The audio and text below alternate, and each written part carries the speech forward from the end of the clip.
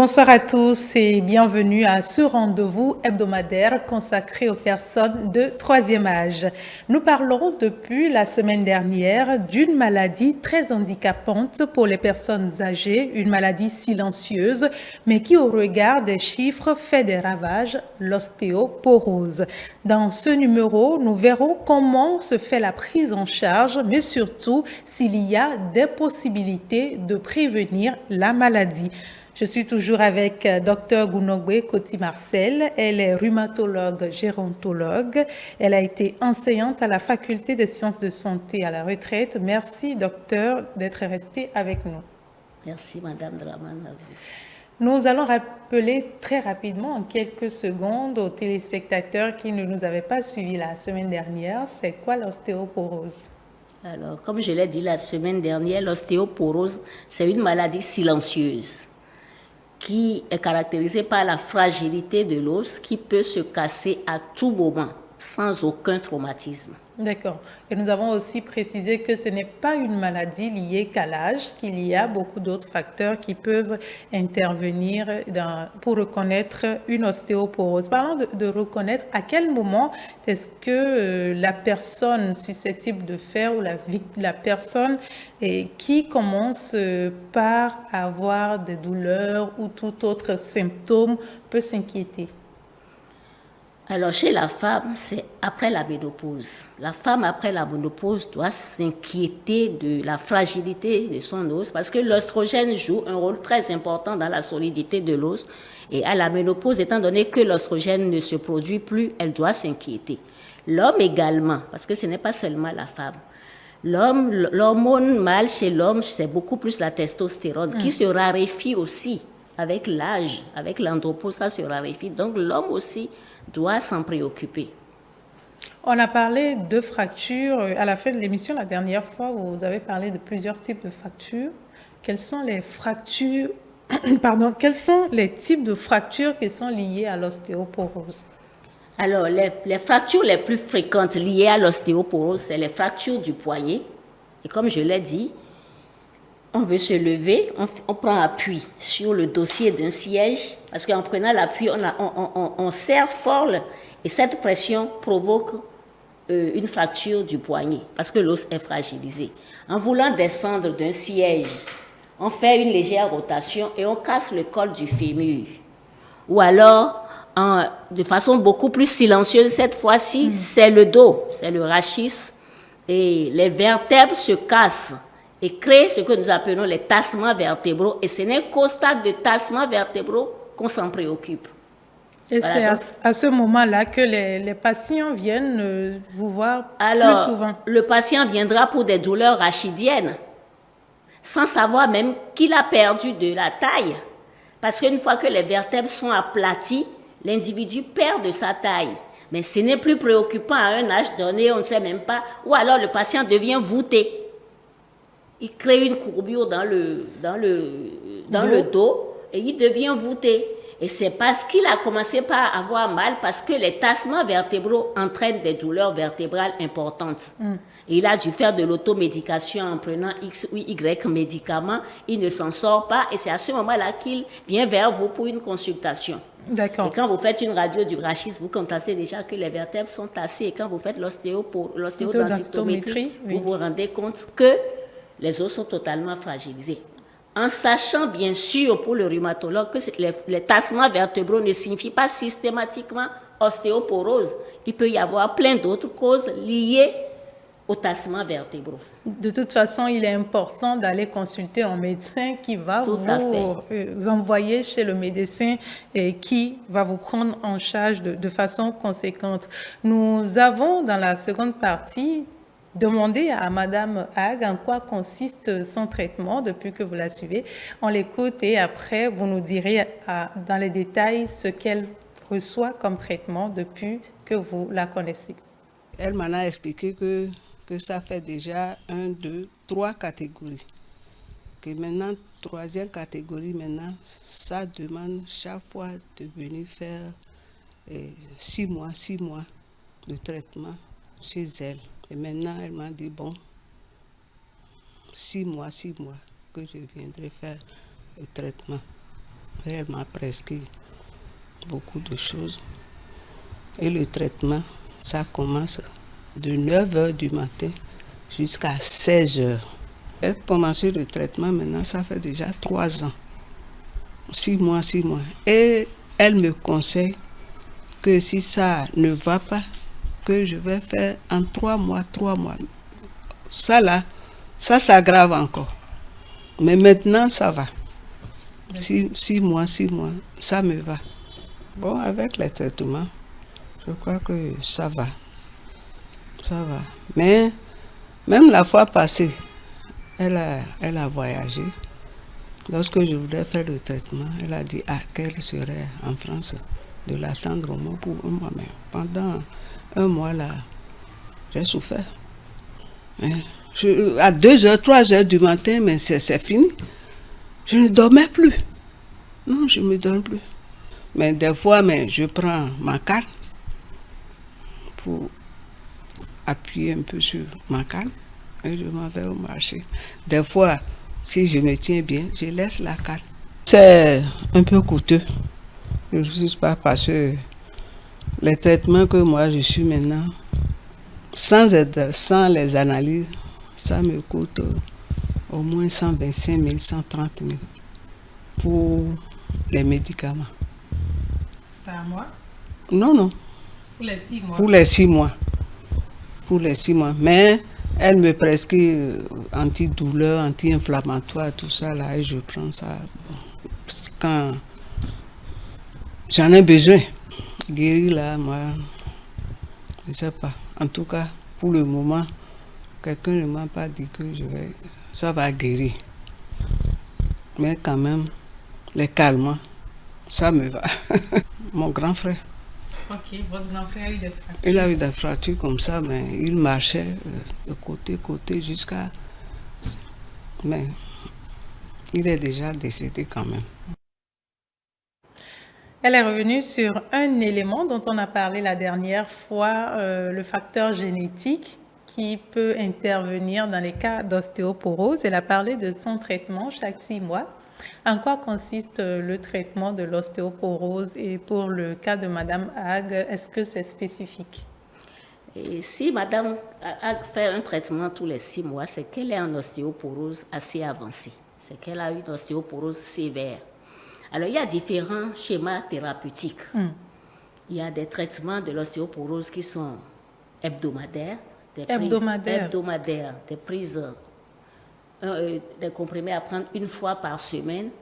Il y en a d'autres qui sont mensuels et il y a d'autres qui sont par perfusion ou par trimestre ou tous les 6 mois en fonction de la sévérité de l'ostéodensité, du niveau où le malade se trouve, parce que ça ne servirait à rien. Nous avons même eu une expérience avec mes collègues de l'hôpital. Dans un cas d'ostéoporose assez sévère, la patiente a fait comprendre qu'elle n'avait pas les moyens d'aller immédiatement à la perfusion. Et on lui a prescrit un médicament par voie orale hebdomadaire. Mais au bout d'1 an, elle est revenue pour le contrôle, rien n'a bougé. Et c'est en l'interrogeant que j'ai compris que mon collègue à l'hôpital lui avait prescrit une autre séquence, mais qu'elle ne peut pas faire compte tenu des moyens. Alors, en lui expliquant que nous n'avons pas évolué d'un iota et en lui expliquant la nécessité de faire le traitement par perfusion, je crois qu'elle a adhéré parce qu'il y a la compréhension du traitement. Il faudrait que nous, médecins, on prenne l'éducation thérapeutique, comme nous l'appelons. Il faut que nous prenions la peine d'expliquer correctement aux malades, au stade où ils sont, les risques qu'ils encourent si on n'opte pas pour tel schéma au lieu d'un autre. Alors, vous voulez savoir le type de traitement. Ça, c'est des non scientifiques. Par exemple, nous avons les biphosphonates, que je ne saurais vous définir sur ce plateau. Nous avons le raloxifène, nous avons plein d'autres molécules qui traitent l'ostéoporose. Et dans l'ostéoporose post-ménopausique, et quand une femme ménopausée est soumise par son gynécologue, bien sûr, à un traitement œstrogénique, ça réduit le risque de faire l'ostéoporose. Mais bon, les gens sont assez fébriles à ce traitement-là parce qu'on dit que c'est précurseur de cancer, de ci, cancer, de ça. Donc, mais moi, je dis en toute chose, c'est la surveillance. Avant d'instituer un traitement, il faut faire un bilan pré-thérapeutique. Il faut interroger, il y a pas mal de choses à faire pour savoir où l'individu en est. Et deuxièmement, lui proposer ce qu'il faut avec la surveillance qu'il faut. C'est la non-surveillance des situations qui nous crée d'autres situations plus graves. Est-ce qu'on en guérit parce que Madame Ag ne sait pas si elle va en guérir? Non, on n'en guérit pas. On n'en guérit pas, mais on stabilise. Parce qu'en faisant correctement son traitement, comme elle l'a dit, en suivant bien l'élément, elle a dit qu'il y a des moments où elle se sent bien et que j'ai voyagé une fois, elle devait faire. Donc les 6 mois étaient arrivés, je devais m'absenter et je ne voulais pas que ça se passe en mon absence. Je lui ai demandé d'attendre et elle m'a dit qu'elle a souffert. Bon, mais la souffrance ne serait pas la même que celle qu'elle avait au début. À notre retour, on a refait ce qu'il faut et puis bon, le traitement la tient en santé pendant 6 mois, elle. Si ça ne lui permettait pas de mieux se porter en 6 mois, on allait réduire la fréquence. Donc, en fait, le traitement est fonction de la personne et du niveau d'avancement de l'ostéoporose. Tout à fait. Surtout du niveau d'avancement de l'ostéoporose. Une ostéoporose à -4, je ne me permettrai jamais de mettre le patient sous comprimé. Ah non, parce que je ne lui rends pas service. Est-ce que quand vous expliquez, les patients comprennent? Beaucoup comprennent. Ils sont pressés de se soumettre à ce traitement-là. On n'est plus à l'ère c'est de l'envoûtement. Hein. Ah non. Ah non, je vais vous raconter le cas d'un jeune de 18 ans ou 21 ans qui a été présenté au staff multidisciplinaire de médecine au CNHU. J'ai été invitée, en tant qu'ancienne collègue, on m'a invitée pour demander de présenter l'ostéodensitométrie. C'est un jeune de 21 ans au maximum que j'ai reçu un jour en fauteuil roulant. Et on lui demandait l'ostéodensitométrie. J'ai été surprise en disant, pourquoi on demande à ce garçon? Il est trop jeune. Il était trop jeune. Mais le résultat a mis en évidence une ostéoporose très avancée. Et quand on a présenté son cas au staff multidisciplinaire, nous avons compris que c'était une ostéoporose induite par un traitement. Okay. Il avait une maladie pour laquelle on l'avait mis sous un traitement, mais au long cours, si bien que ce traitement à forte dose, parce qu'il fallait stabiliser le problème pour lequel on l'a mis sous ce traitement, a créé une déminéralisation osseuse au point de le rendre impotent. Il ne pouvait plus marcher, il était dans un fauteuil roulant. Et quand les collègues ont eu le résultat, qu'ils ont mis le traitement adéquat, au bout de 2 semaines, il s'est levé. Et 6 mois après, on me l'a envoyé pour réévaluer, mais il avait bien évolué. Chez lui, ça va se guérir parce que le traitement qui a induit cet état, le traitement a été arrêté. Donc, il faut toujours, on ne le dira pas assez, toujours consulter un médecin quand vous avez un problème. Quelles sont les conséquences de l'ostéoporose sur la vie des patients? Les conséquences, c'est ce que nous avons dit tout à l'heure, c'est les fractures.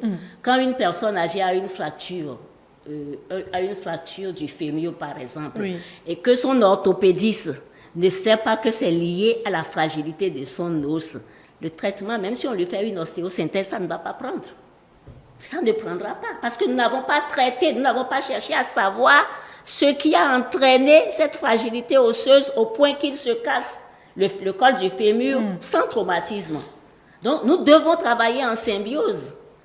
Donc, si on lui faisait l'ostéodensitométrie et qu'on se rend compte qu'il a une ostéoporose, en lui faisant l'ostéosynthèse et en le mettant sous ce traitement, il guérira beaucoup plus rapidement.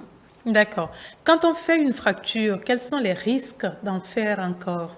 Chez la personne âgée, si on fait une fracture et qu'on ne sait pas que cette fracture est liée à une fragilité osseuse et qu'on traite juste la fracture, c'est que ça peut se répéter sur d'autres sites. Donc, si une personne âgée fait 1, 2, 3 fractures, il faut déjà commencer par s'inquiéter, se demander... Mais il ne faut même pas attendre qu'il ait 2 fractures. Dès la première fracture, puisque ça va se traiter en milieu médical, il faudrait que le collègue sache qu'il faut lui demander une ostéodensitométrie et savoir s'il est bien réglé sur le plan osseux ou non. D'accord. Est-ce qu'on peut prévenir l'ostéoporose? On peut prévenir entre griffes. Pourquoi? On peut prévenir. Je dis entre griffes parce que je vais vous dire la prévention. La prévention repose sur la gymnastique. Et quand on parle de gymnastique, souvent, C'est quand nous prenons de l'âge qu'on se dit maintenant, il faut que je fasse du sport, il faut que je marche, il faut que je fasse ça. Non, c'est dès le bas âge qu'il faut aider les enfants à s'intéresser au sport. Pas des sports agressifs, mais la marche, elle seule déjà constitue un bon sport. La natation. C'est le sport complet, dit-on. Le vélo. Le vélo. Les personnes âgées, capables. Il ne faut pas attendre d'être âgé pour se dire je vais apprendre maintenant à piloter. Non. Mais quand on sait le faire, il faut s'entraîner de temps en temps. Pas aller sur les voies avec son vélo, mais dans les sentiers à proximité de chez soi, on peut très bien piloter. Et ça renforce l'alimentation. C'est basé sur une hygiène de vie. Quand on a une très bonne hygiène de vie, et cette hygiène de vie passe par l'alimentation. Il faut des aliments riches en calcium, des aliments. Il faut pas hésiter à s'exposer au soleil. S'exposer au soleil. Ah ben, marcher dans la rue sous le soleil.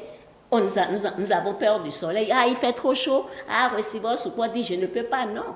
Parce que la vitamine D produite par le soleil synthétise, aide l'os à se consolider. Donc, nous ne devons pas avoir peur de marcher sous le soleil. Autant marcher sous le soleil avec nos lunettes fumées, un grand chapeau, c'est intéressant pour nous. Une bonne hygiène de vie, une bonne hygiène alimentaire, dormir assez tôt, éviter l'alcool. On ne dit pas ne prenez pas, mais n'exagérons pas en boisson alcoolisée. D'accord, bon, pour une fois, on ne dit pas ne prenez pas, n'exagérons pas, d'accord. Et d'autres conseils pour... Quand on parle de... On le sait, il y a eu un moment où on a eu beaucoup de publicité en rapport avec le lait et l'os.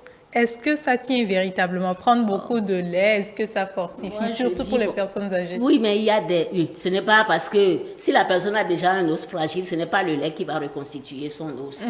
Alors, les publicités, ce n'est pas au Bénin que vous aurez cette publicité-là parce que nous, on n'a pas de firme... qui fabrique du lait, mais c'est en Occident que nous avons, il y a beaucoup de publicités qu'il faut prendre en pincettes.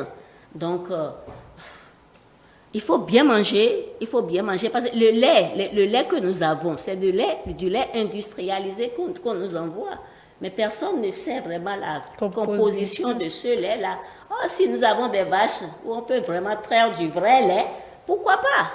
Le fromage Peul, si c'est le vrai fromage et non du fromage fait avec du lait de poudre, si c'est le vrai fromage avec du vrai lait de vache, pourquoi pas? Voilà. Et manger des légumes, éviter au maximum les viandes, préférer le poisson. C'est la bonne hygiène alimentation et le sport. On ne le dira jamais assez. Rien que la marche aide, mais il ne faut pas attendre d'avoir 60 ans pour dire c'est maintenant que je veux marcher. Ce n'est pas évident. Dans nos habitudes, de plus en plus, il y a les compléments alimentaires. Est-ce que ça aide vraiment dans le cas de l'ostéoporose, par exemple? Il y a des compléments alimentaires à base de calcium et de vitamine D. Mais si nous pensons que c'est en ingurgitant ça là que nous sommes à l'abri, je crois qu'on se leurre un peu. Parce que j'ai eu dans ma pratique des patientes qui sont venues avec des sacs de compléments alimentaires envoyés des États-Unis, du Canada, tout ça, et qui pourtant étaient en ostéoporose. Donc, ce n'est pas systématique que ça peut vous aider à régler. Ça dépend de l'âge auquel on a commencé à prendre ça, et ça dépend aussi des précautions médicales plutôt que nous prenons en amont. Et en aval. Est-ce que être un grand sportif nous préserve de l'ostéoporose? Non, le grand sportif, je ne saurais le dire, parce qu'il y a des maladies qui sont liées également au grand sportif. Alors, le grand sportif, il use son corps. Il faudrait qu'on se documente pour savoir, mais la pratique du sport dont nous parlons, c'est la marche, c'est la natation, c'est la gym, c'est pas les sports. Parce qu'on a vu certains sportifs de grand niveau arrêter de jour au lendemain parce qu'ils ne pouvaient plus. Bon, lié à quoi? Je ne suis pas médecin du sport pour m'avancer là-dessus. D'accord. Dans nos maisons, est-ce qu'à partir de 60 ans, il faut éviter de mettre des personnes âgées à l'étage pour éviter les risques de fractures? Vous savez, moi, je vis à l'étage. Bon. je dois me classer, que je le veuille ou non, dans la tranche des personnes âgées. Étant retraitée de l'enseignement supérieur, c'est sûr qu'on imagine à peu près mon âge. Oui. Mais c'est-à-dire, tout se fait avec précaution. Si l'individu, si la personne âgée a des problèmes de santé, il vaut mieux. Il faut réorganiser son environnement. Il faut éviter de mettre des tables, des chaises à des endroits où il peut facilement se cogner et glisser. Sa salle d'eau doit être réaménagée et mettre des carreaux antidérapants. Tout ce qui peut éviter le glissement, on doit éviter. Et on doit surveiller son environnement. On doit faire des lits. Les lits doivent être surélevés. Et non des lits bas. Et on ne doit pas s'asseoir sur des sièges bas. Parce qu'en s'asseyant sur des sièges bas, on émet beaucoup plus de force pour se redresser, alors que si on s'assoit sur des sièges surélevés, ça évite pas mal de choses. D'accord. Pour le traitement, nous sommes dans un contexte béninois. Est-ce que le traitement est accessible? Vous savez, Madame Draman, dans certaines situations, en fonction du revenu de l'individu, le traitement pourrait ne pas être accessible. Mais si c'est des personnes âgées qui ont des enfants conscients, en espérant que tous ces enfants-là ont un métier, ont un travail, ils peuvent s'associer et offrir un traitement adéquat à leurs parents. Par exemple, madame, j'ai entendu, je ne connais pas le coût des produits, puisque on leur fait l'ordonnance, ils vont chercher à la pharmacie, ils reviennent. Mais elle parlait de 100 et quelques mille. 130 000 Donc, environ. si vous avez plusieurs enfants et qu'ils peuvent, en sachant que maman ou papa a une situation pour laquelle il faut le soutenir, pendant 6 mois, on peut cotiser. On peut cotiser de part et d'autre et offrir ça à son parent. Parce que le risque énorme de cette histoire, c'est la grabatisation.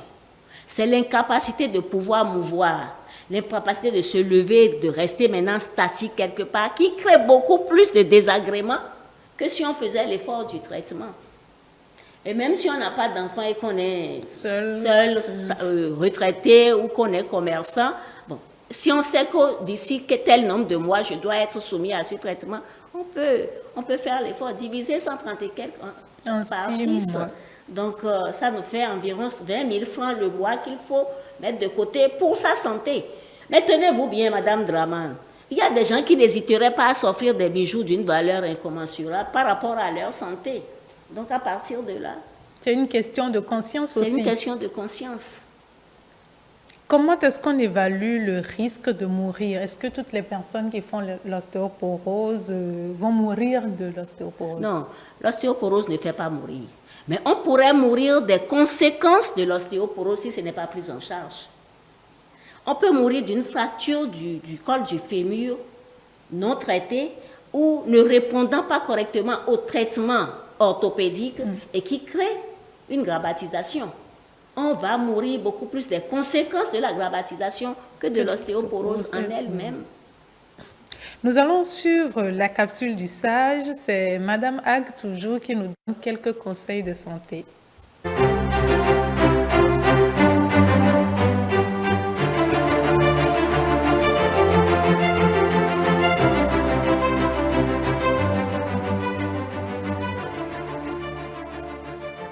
Le conseil que j'ai à donner, c'est que si on ne se sent pas bien comme ça, il faut immédiatement aller rencontrer le docteur pour savoir ce qui ne va pas. Et après maintenant, prendre des soins, suivre les traitements. Là, je crois que ça va s'améliorer.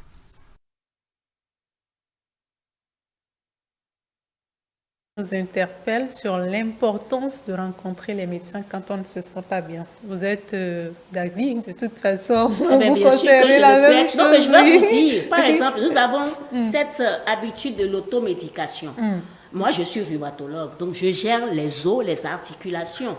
Mais il y a des gens, dès qu'ils ont une petite douleur à une articulation donnée ou bien dans le dos, ils vont se faire masser. Alors, imaginez un os déjà fragile. Qu'on masse. Alors, dites-moi les conséquences. Donc, votre mot de fin. Ah bon, attendez, on salue. Devant toute, quelle que soit la situation médicale dans laquelle on se trouve, il faut aller consulter. Et non faire de l'automédication. Parce que l'automédication, moi, quand j'ai eu ça, j'ai pris tel médicament, je me suis sentie soulagée, donc prends, alors que les cas ne sont pas les mêmes. Une douleur osseuse ne veut pas dire systématiquement ostéoporose. Une douleur osseuse peut cacher pas mal d'autres choses. Peut-être qu'il y a un cancer en dessous quelque part qui commence déjà par détruire l'os et on va au massage, et bien, on se tue davantage. Merci à vous, Dr Gounogbe Koti Marcel, rhumatologue, gérontologue. Merci pour toutes ces informations partagées sur l'ostéoporose. J'espère que les téléspectateurs ont pris bonne note et prendront de bonnes habitudes pour éviter de faire l'ostéoporose ou consulter pour savoir véritablement si nous sommes dans un cas d'ostéoporose et quels sont les traitements appropriés. Ce sera tout pour votre émission. Je vous retrouve la semaine prochaine avec le même plaisir. Portez-vous bien.